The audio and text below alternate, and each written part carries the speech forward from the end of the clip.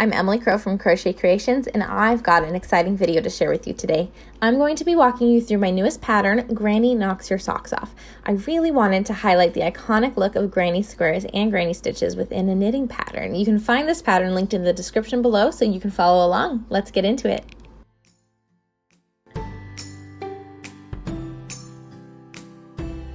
Hello, my name is Emily Crow from Crochet Creations and welcome to my YouTube channel. Today I wanted to give you a tutorial on how I make my Granny Knocks Your Socks Off crochet and knitting sock pattern. I'm super excited about this pattern and I'm really excited to share it with you here. I'll have the links down below to get this pattern on Ravelry or Etsy. This isn't going to be a super in-depth tutorial. It's mostly going to be focused on the techniques rather than the numbers that you'll need in order to complete this pattern. If you are ready to follow along with me, I'm going to start making a baby size sock with these colors I've got right here, and let's get started.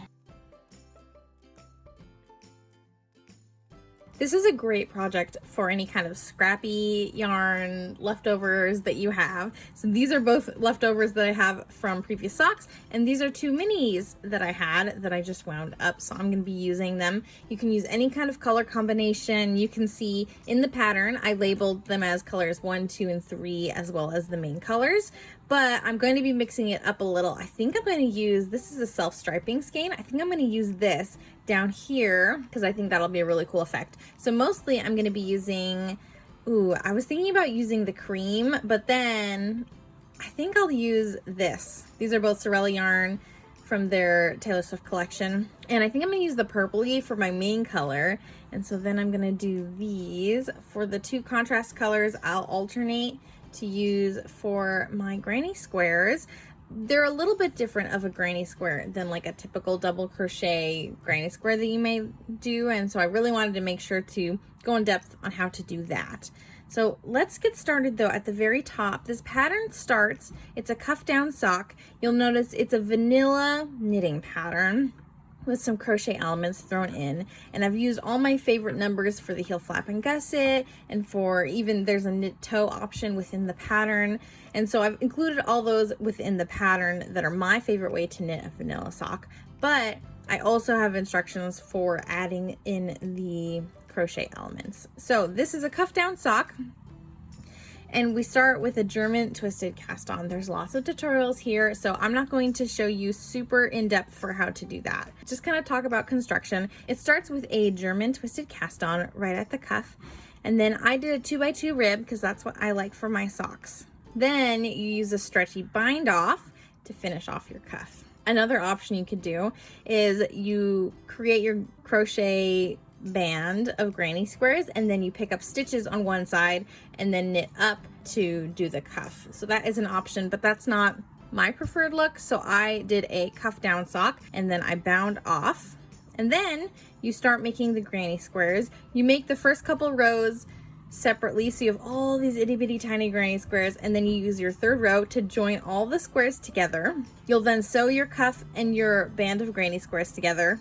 Pick up stitches along the bottom of your granny square band to continue your sock in vanilla. You knit your leg as long as you want, move on to your heel flap and gusset, move on to your foot, and then you'll start this granny stripe a little bit before you would normally start the toe of your sock if you're comfortable knowing how many rows you normally knit. So for example, I normally knit 45 rows on my foot from the end of the gusset until I start the toe. But for these socks, I only needed to knit 35 rows, so a little bit shorter. Depending on your round gauge and how many rounds you need, it'll vary, but the measurements are in the pattern for how much space you'll need at the end of your sock foot when you need to start doing the crochet part at the end. So after you get to where you need to be, you'll do another stretchy bind off. This one's a little easier because you're just doing it on knit stitches. And then you will join your yarn and then start doing some granny stripes in rows to feature all the colors you've used before.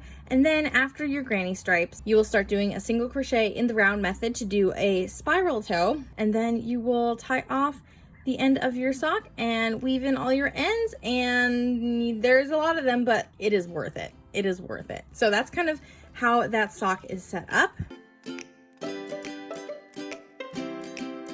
We're gonna start with a German twisted cast on. I use a US size 1 needle, and I'm going to be doing magic loop method, but you can use any kind of method to knit in a small circumference. Instead of doing a slip knot, I drape my yarn over my needles. I use both needles to ensure that I have enough space. I tend to pull my cast on a little bit too tight, and so I use both needles when I cast on my stitches to make that space a little bigger. That's my own little hack. When I lay my yarn, I have my tail on top and I have the ball of yarn on the bottom. I will cross them underneath, so now they're all twisted together tight, so that my ball yarn is coming from the top and my tail is coming from the bottom. Now I can do my German twisted cast on. All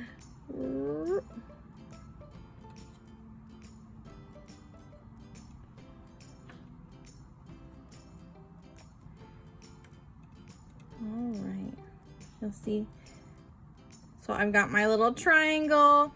I go under, grab a loop, go over here, grab a loop, and I go back through the thumb hole. This is not an in-depth tutorial. Definitely this pattern is intermediate.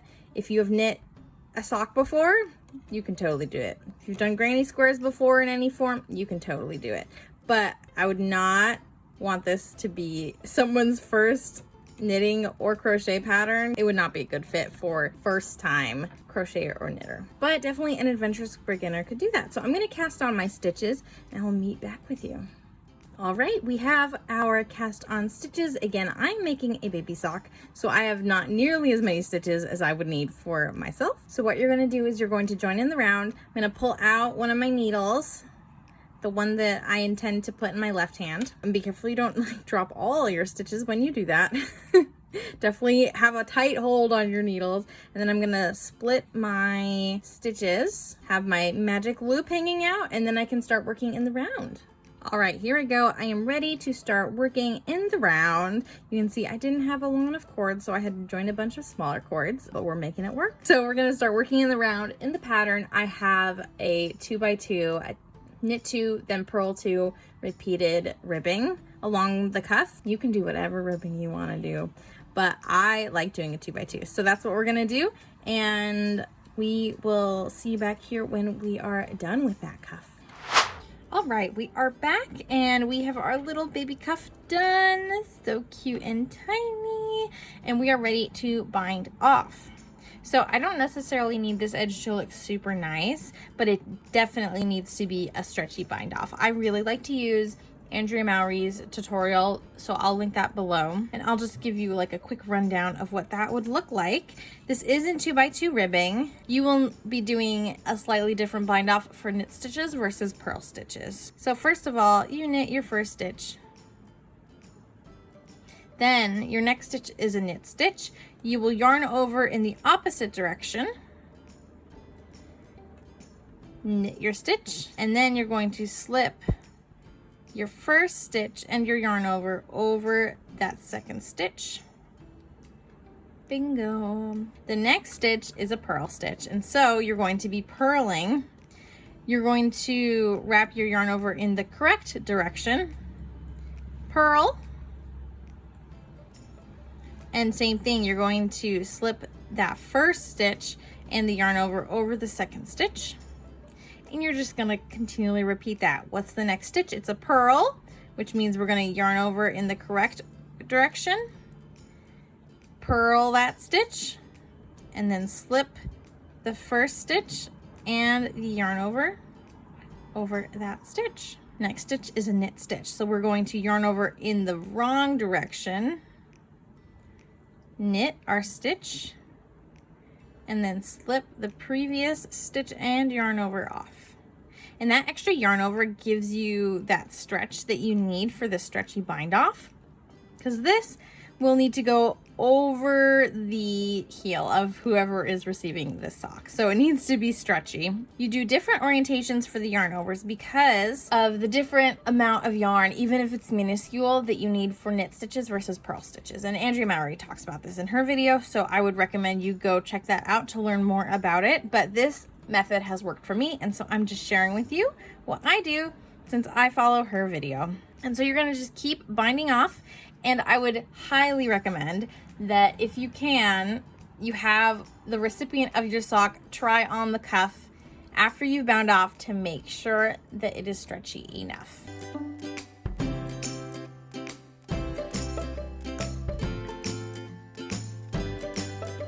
We are done with a stretchy bind off, so we are going to get a long tail, long. I accidentally ripped my yarn, so not as long as I made it. You're gonna want to make it at least for this size, I'd say like 10 inches. For the adult sizes, I put 20 inches, just to make sure you have enough for sewing everything down. And then you're going to pull through and be done with that. Like I said, demonstration purposes, I accidentally cut my yarn too short, but you'll see that this stretchy bind off is just about as stretchy as my cast on edge. Ta-da! So they're pretty close as far as like how much they can stretch, which makes it really nice for being able to go over the heel fairly easily of the right size recipient. And we'll move on to the next part where we're going to make all of the granny squares. All right, so I'm gonna be starting the granny square portion of my new socks. So what I'm thinking, I'm going to do all the middles in this color, and then the second rows in this color, and then I can join them all together in the third row in this color. So then this color will be up against the main color I am using. This ball of yarn has been through a lot. Can you tell? I probably should just rewind it. Used it for so many socks. We are going to start with a magic ring. If you've never done this in crochet, I'll do it slowly, but honestly, you gotta watch a whole bunch of videos. So I wrap it around my 2 fingers. I use my 3rd finger to kind of stretch it out of the way. So now I have an X shape. Now for this pattern, I have 2 hook sizes that I use, and depending on your gauge, we'll change which hook sizes. But for the bigger size, I use a 3.5mm crochet hook. That's what I'm going to be using for these granny squares. So I have my magic ring set up, done. I'm going to pick up this strand underneath on the bottom of the X, reach over with my hook, and pull the other strand underneath it. Kind of twist it around. And then I'm going to chain 1. It basically makes like a slip knot. Ta-da! I'm gonna do that again.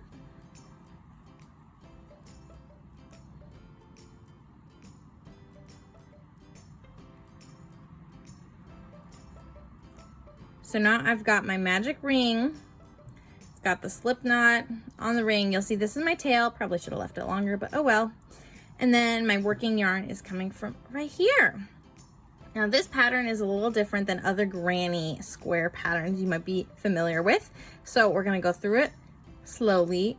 Start with a chain 1. This is gonna be the turning chain. Single crochet 2 on the ring, and then chain 1. This will be our corner. If you've done granny squares before, there's always like a corner, chain 1 or chain 2. We're doing a chain 1 for this. And then we're gonna repeat that again. Single crochet, chain 1, single crochet, chain 1, single crochet, chain 1. Okay, so now you should have 8 single crochets and 4 chain 1 spaces on your ring, as well as the turning chain at the very beginning. You're gonna close your magic ring, pull tight, seriously, it's magic, and you'll see you have, it's so small, it is hard to see, but you can see there's kind of 4 sides. It's a little square. It's so cute. I need to close up this square and move on to the next round. So I'm going to insert my hook into my turning chain, and since everything's so small, it gets a little bit hard to see. So do your best. I've inserted my hook, and now I'm gonna switch colors. Before my final pull through, I'm going to switch to my second color. Pull through for that slip stitch, ta-da! We are not gonna be turning. All right, so we have switched to our second color For the next round, we're going to do a chain one. Again, this is our turning chain. And then in our next chain one space, we're going to put our corner clusters. So we're gonna work into that chain space. Again, it's kind of hard to tell, but you can read this is one stitch with the chain on top. This is another stitch. There's that V. And then here is our chain space. So we're gonna work single crochet, single crochet, and then a chain one, and then single crochet, single crochet. All right, so we're gonna work that in every single chain one space around this little square to make our second round. If it's hard to read, I don't blame you, but there's one stitch right there, another stitch right there. That means that that is just a chain one space.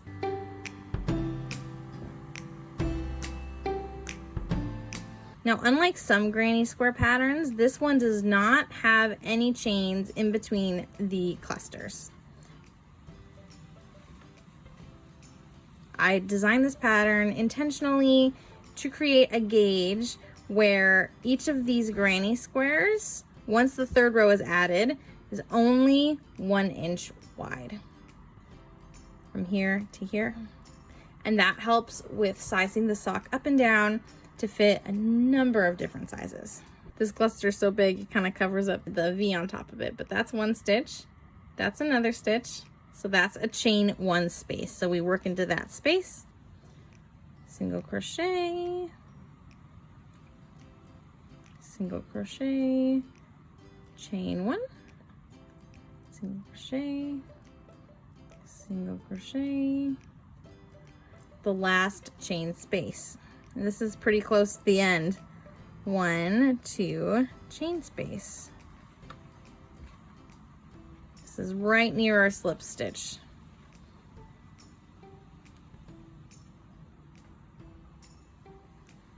We're going to do a slip stitch to again close this granny square, and we're going to fasten off. Slip stitch to the chain one at the beginning of the round, and then we're done. Isn't that a cool trick? You can just rip fingering weight yarn. It's thin enough. So handy. We have a granny square. It is so cute. Oh my goodness. This is a great way to use contrasting colors that maybe aren't enough of a contrast to use for color work. It's a great way to use up little hand-dyed portions that you have, to use up tonals, to use up solids. Literally everything would work great in this. Granny squares look great in hand-dyed yarn. Look at that variation. You'll notice the ends. We're gonna ignore those for now. We have a granny square, at least the first 2 rounds of granny square. We need to now make more granny squares to create the entire granny square band.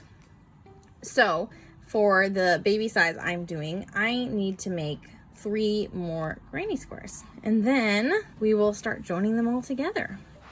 All right, so we have finished round 2 of each of our little mini granny squares. They are so cute. Oh my goodness. Okay, so now we're gonna do round 3, which is the round where all of them will be joined together. Now, we are going to do a method known as join as you go crochet for these granny squares, but pay attention because this may be a little different than other join as you go methods that you have tried, and some of it will be very intentional stitch count wise to help with later parts of the pattern. Pick up one of your squares, and in one of your chain one spaces, you're going to pick up your yarn that you'll use for your 3rd round. I'm going to be using the cream color that I used for round 1. Now, because everything is so small, like I said earlier, it's sometimes really hard to see what you're doing. Just do your best.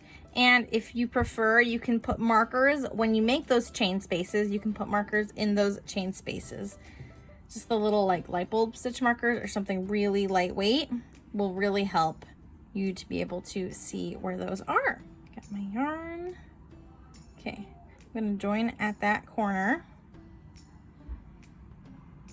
chain 1, and then I'm going to work in every chain space and single crochet across. So if you remember, there's a chain space at the corner, 2 single crochet, then 2 more single crochet, and then another chain space. So that is where we are going to be working. We will end up having 6 single crochet across this side of the granny square.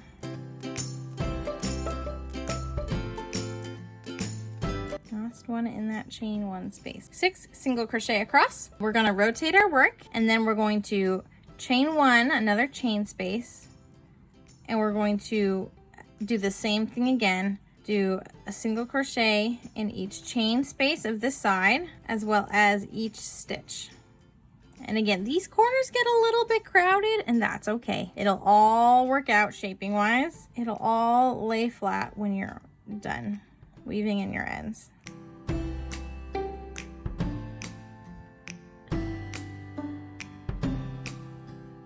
There we go. Again, chain 1, we're going to work into that chain space and into each stitch.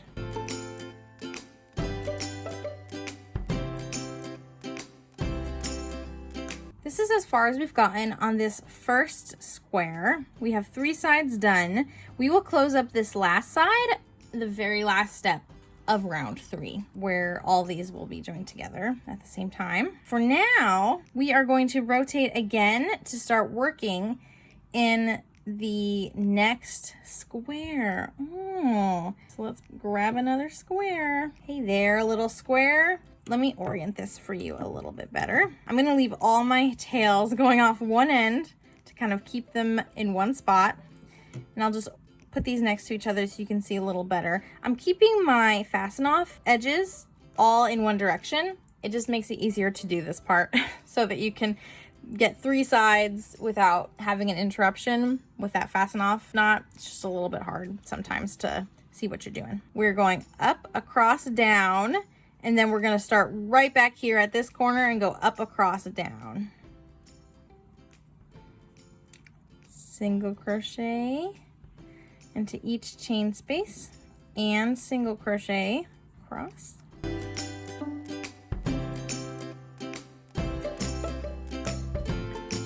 Awesome. You'll see it kind of bends this way, but we'll straighten everything out in just a second. So you're going to slip stitch to join these together, but you're going to orient things a little differently. So instead of holding it like this, you're going to come into the chain 1 space on the first square from the top rather than the back side. This will help keep things oriented a little better. Okay, slip them together. So that lays pretty nicely, huh? And then chain 1 space, and then begin again, single crochet in the chain 1 space of row 2, single crochet in each of the single crochets. I'm working all the way across. And in that chain space at the corner. You'll see that there's like a hole there.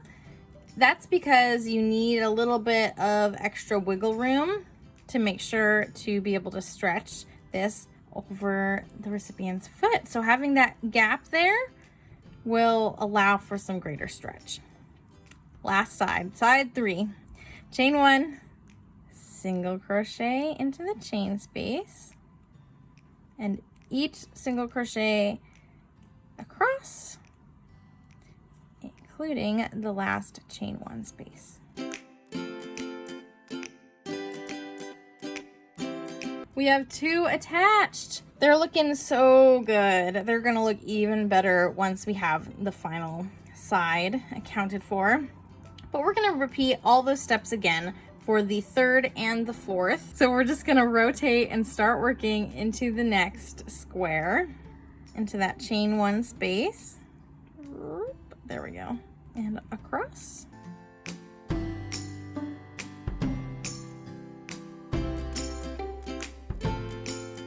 We're going to slip stitch into that chain 1 space of the previous square, but you're going to go in through the top rather than the back side.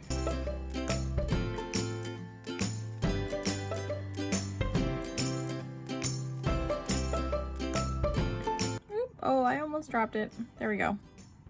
Pulled it through. We are all good. Chain 1, and then again work into that chain 1 space, and in each stitch across.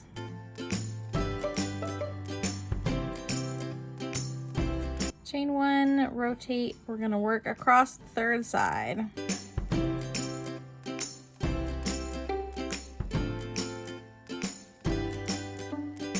Okay, I'm gonna meet back here with you once I have the 4th square attached, and we are going to finish that last side. If you need to do more than 4 squares, if you're doing a larger size, then you just keep repeating the same process for every single additional granny square until you have all your granny squares attached in this way, and then we'll do the last side all together. All right, so we have our squares all done and attached to one another, nice and stretchy. Oh man, shaking my camera. So we are going to work across this last side of each of the squares. It's going to create a nice clean edge, and it will leave us with the correct number of stitches for attaching this to the cuff that we finished earlier. So we're gonna sew that all together. I worked really hard on the gauge to be able to make it so that you could have 8 single crochet stitches across each square, so that you have, after this is done, I'll have 32 single crochet stitches, which is equal to the 32 stitches that I need for my cuff. We are going to chain 1. We've already rotated. We're going to work on that side. You're going to work a single crochet in the side of row 3 that you already did. So this is a little bit different. So you're going to go in the side of that single crochet that's already white. Then you're going to work into the chain 1 space and every stitch.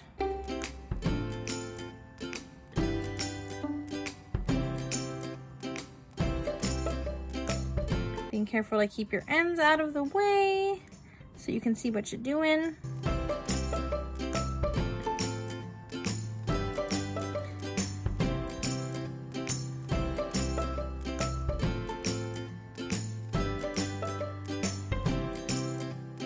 Do not forget that last chain 1 space. And then again, we are going to work into the side of round 3 on this square.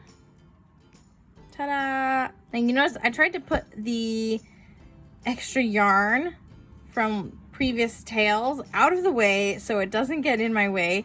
This little like fasten off area is kind of hard to work around. It might trip you up. So don't stress too much. You can put your stitches wherever you want. They can be on either side, in the slip stitch, you could skip, it's whatever. But make sure that you end up with 8 stitches. Do not add extra stitches, do not forget stitches. Just be careful with each square that you have 8 stitches. And so place your stitches where you need them. I like to just skip that slip stitch. And so I will work in these 2 stitches previous, skip the slip stitch, and I'll work in the 2 stitches afterwards, and then the chain spaces, and then the sides of round 3. And that leaves me with 8. But if you work into that slip stitch, it's fine. Just make sure you end up with the right number of stitches. Side of round 3 in that chain 1 space, and in each stitch across.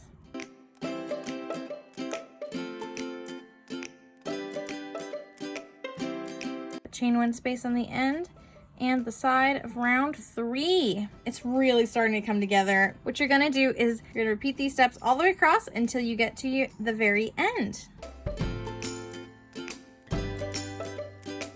All right, we are cruising right along, and we have our cuff already done, and now we have this granny square leg band.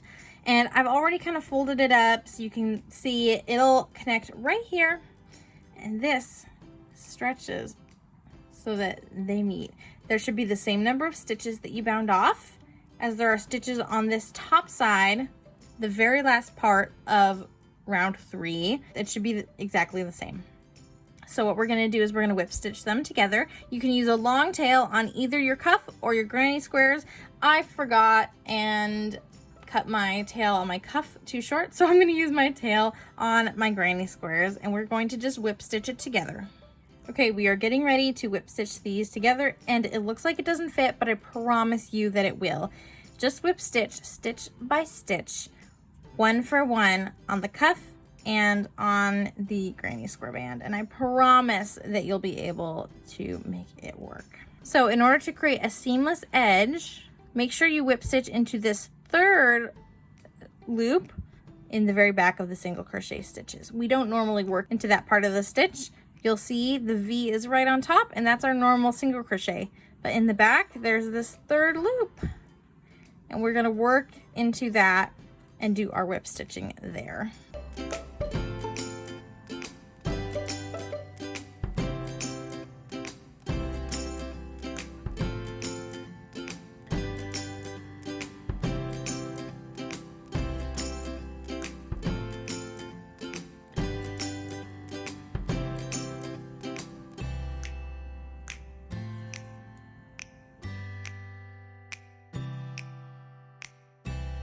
You can whip stitch however you want, but this is the method I like because it gives me a nice clean edge at the very top of my granny square band.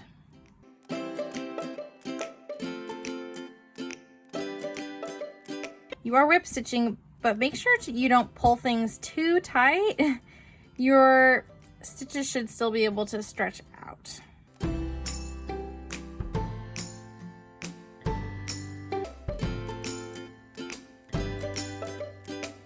Okay, these are so cute. I have finished. I now have this weird seam right here that's kind of open. Weaving in ends is going to take care of that, and we're not doing that right now because look how many ends we have. That's a later us problem. We're just going to shove those into the sock, and we're going to move on to the next part.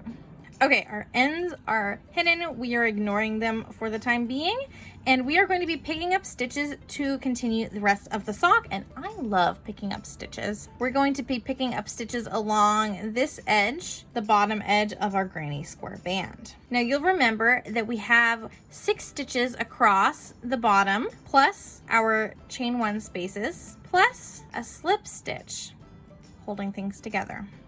So what we're going to do is we are going to pick up one knit stitch in every chain space on either end and every single crochet along each square.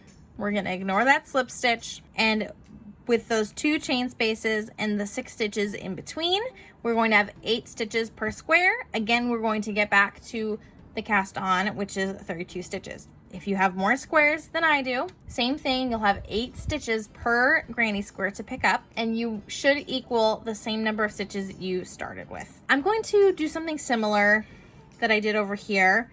My edge isn't like super clean because I used the wrong yarn. You can see here, it's a really clean edge. We're going to do the same thing on this bottom side. We're going to be working in the 3rd loop of the single crochet stitches to help maintain that clean edge.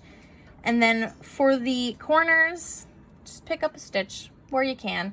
It's hard in the chain 1 space. Sometimes, you could pick up right here in the leg of the stitch below it. You can pick up in the literal chain itself. It doesn't really matter.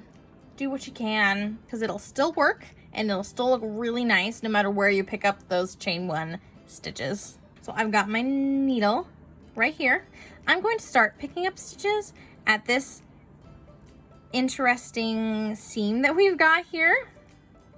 So this is going to become the beginning of our round. Everything is so tiny. That's what's like the hardest part about this. I should make a DK weight version of this pattern. Okay, that's on my to-do list, but let's see. We've got our 1, 2, 3, 4, 5, 6 stitches. So that means our chain is right here.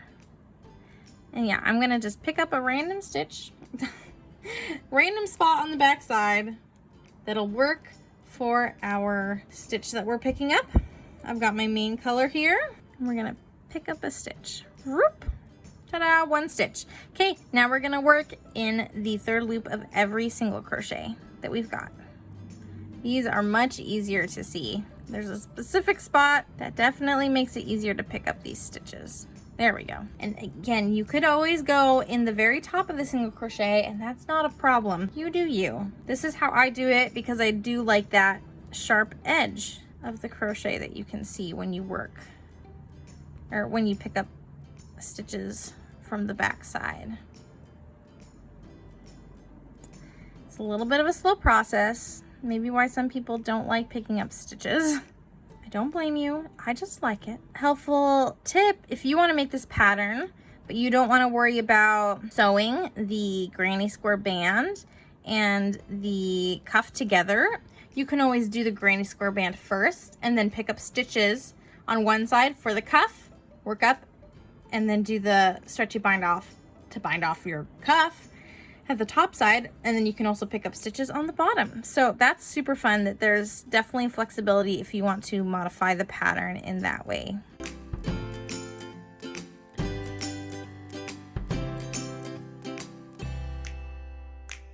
Now, last stitch we're gonna pick up, it belongs to the chain one space. Doesn't need to be a super specific location, but there we go. We've got 8 stitches picked up. Awesome. We're gonna do that in every single square. So we should have 8 stitches per square, and we'll get back to our final stitch count by the time we've worked our way all the way around. Awesome, so we have now picked up our stitches, and this is the simple part. If you've ever knit a vanilla sock before, now you just knit.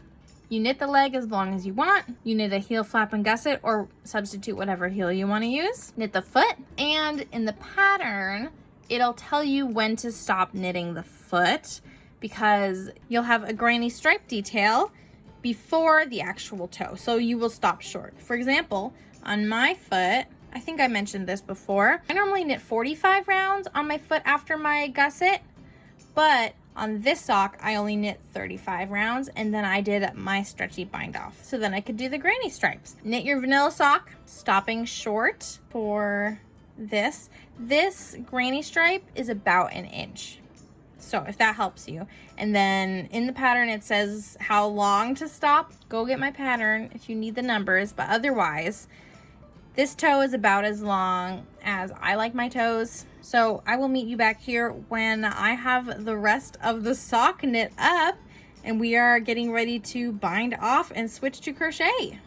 Hello again. I've completed all of the knitting on this adorable little baby sock. Oh my goodness. Look at that tiny heel turn. Look at that tiny gusset. Oh my goodness.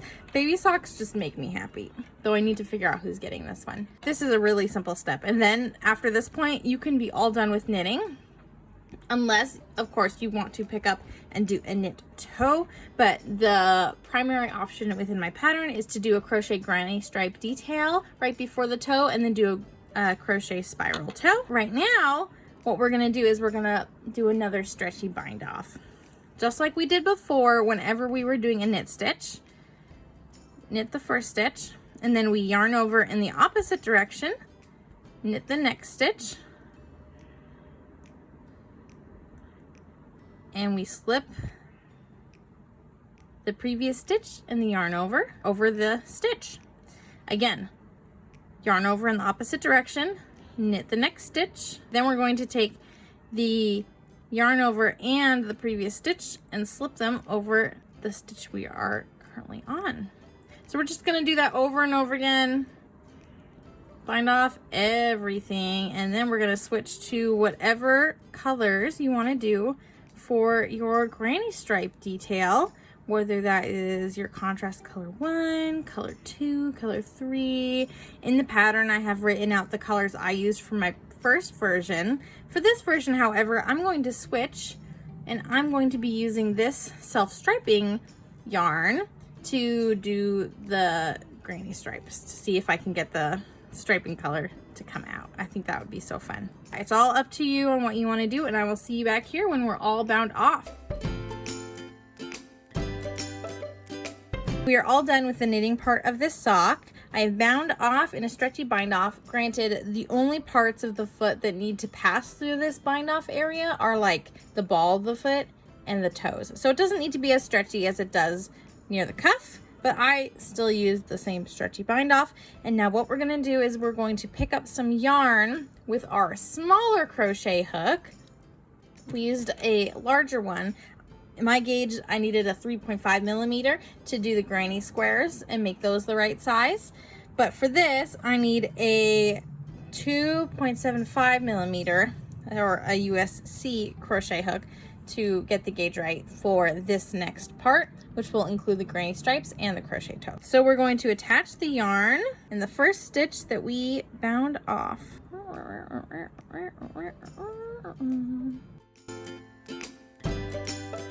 And then we're going to chain 2.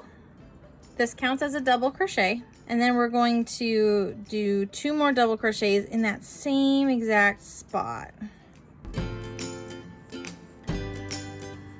So this is your like granny stitch that you see all over the place. Very iconic. 3 double crochets in a single space. This will straighten out with weaving in ends and such. We're gonna skip 2 stitches, 1, 2, and we're gonna do another granny stitch or a 3 double crochet cluster in the very next stitch.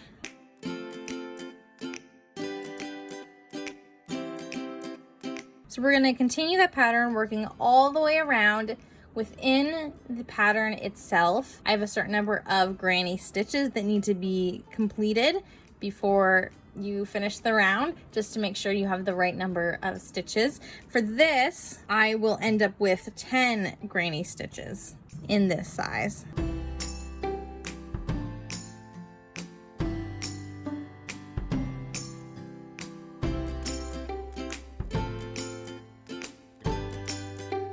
I have my 10 granny stitches now, so I'm going to join to the beginning of the round. You'll see it feels really big and kind of gappy. There's only a couple stitches there, but because it's where the bind off edge is, I haven't sewn that closed. But when you weave in your ends, you'll be able to close that up and make it look really nice and seamless, so do not stress. We're just gonna slip stitch, and if you were changing colors, this is where you would change colors on this slip stitch. Ta-da! We're not gonna turn, but we're gonna continue working in the round. Chain 2, this time it does not count as a double crochet. It only is our turning chain. We're gonna do another granny stitch or a double crochet cluster in this gap in between these 2 clusters. So we're gonna work right here. And we're gonna do that all the way around, working a cluster in every single gap. In some granny stripe patterns or patterns that use granny stitches, there's a chain 1 space or a chain 2 space. This pattern, we do not have that. There's just a gap, and it's pretty easy to visualize, but that's where you're working into.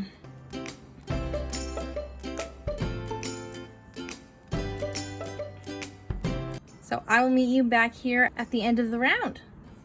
All right, so we have reached the end of the round, and just make sure, don't forget that you're going to work in this gap right here at the very end, which is immediately before the chain 2 at the beginning of the round. So you'll put a cluster there as well. And you should have the same number of clusters or granny stitches as you did in round 1. Now we're gonna repeat all of that again for round 3. And at the very end, we will switch to the color we want for the toe. All right, so I finished my 3 rounds of the granny stripe. A little bit bummed that my stripes in the yarn I chose were big enough that on this teeny tiny circumference, it only showed up as 1 color, but that's okay. It still matches. It still looks super duper cute. I have my main color now that I'm going to use for my toe. And the key for this crochet spiral toe is that the granny stripes are in a stitch multiple of 3. So for instance, my stitch count is 30. 10 clusters of 3 stitches each, 30 stitches. That is also a multiple of 6, and I'm using the multiple of 6 to decrease on my spiral toe. So if you've ever done amigurumi or anything rounded before in crochet, then it's very common to decrease or increase in multiples of 6. So we're gonna be using that on this toe. For some of the other sizes, even though the granny stripe portion put them at a multiple of 3, they may not be a multiple of 6. And so the first round will be making sure that it gets you to a multiple of 6, so then you can do your decreases as written in the pattern. So this first step, even though for this itty bitty baby sock will not be interesting. For most of the other sizes, they will be a little weird. But for this one, I'm just going to do a single crochet in each stitch around. Now, we are not going to join in the round. We're just going to be working in continuous rounds. So it may be helpful to have a stitch marker to mark the place where you start this round so that you can keep track of when you do your decreases and all that stuff. So we're just going to single crochet all the way around. Again, this is on the smaller hook. It helps you have a tighter gauge on the toe. It kind of gives it more reinforcement since the toe sees some wear and tear more so than most of the sock. So I decided to use this crochet toe because I thought it would be nice and sturdy.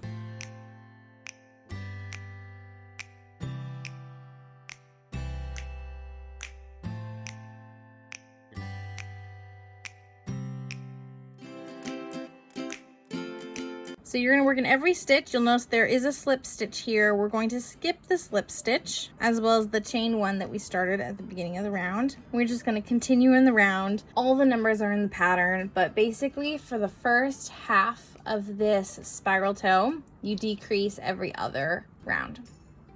So this first round was a setup round. Next round, I'll do 30 stitches again. The round after that will be a decrease. I'll decrease by multiples of 6. So I'm gonna end up with 24 stitches that round. Then I'm gonna do 24 stitches again, no decrease. And then I'm about halfway through my toe. I know the baby sock works up so fast. And so I'm going to decrease every single round by a multiple of 6. Down to 18 stitches, down to 12 stitches, down to 6 stitches. And then I'm going to sew up the toe.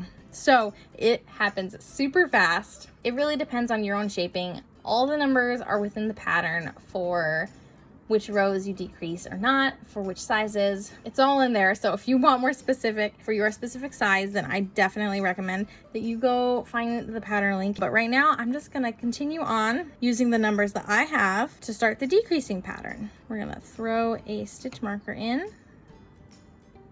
to keep track of the beginning of our round. And I will see you back here when I'm all done with the toe. I was thinking that it might be really helpful to show how I decrease in crochet. There are multiple ways to do this, and the most common way in amigurumi is to do an invisible decrease. Now, I actually kind of like the look of a regular decrease, so that's what's included in my pattern, but you can do whatever decrease you want to do. But I'll show you the first couple stitches of this round. I'm going to do just a single crochet. The next stitch is a decrease, so I'm going to insert my hook into the stitch, yarn over and pull up a loop, and then insert my hook into the next stitch, yarn over, pull up a loop. I have 3 loops on my hook. I'm going to yarn over and pull through all the loops on my hook. So basically I single crocheted both of those stitches at the same time, and so that creates a decrease. So there you go, that is a decrease. I'll see you at the end of this sock. Awesome, we're to the end of the toe, so we are going to fasten off, and we are going to sew these last 6 stitches together. Super easy though. It's no Kitchener stitch or anything. So the way I like to do it, if you look on top, you'll see the 6 stitches. 1, 2, 3, 4, 5, 6. And then that's fasten off I just did. So we are going to pick up all these stitches in the front loop of each single crochet and just loop around and grab onto them. 1, 2, 3, 4, 5, and 6. And then we're just gonna pull tight. And that cinches it closed, and we're gonna weave in our ends. In fact, we still need to weave in all our ends. Thank you so much for joining me on this tutorial where I showed you how to make this baby sock using my Granny Knocks Your Socks Off pattern, a combination knit and crochet pattern. A lot more details are found within the pattern itself. Links are down below to buy it from Etsy or Ravelry and LoveCrafts when that is available.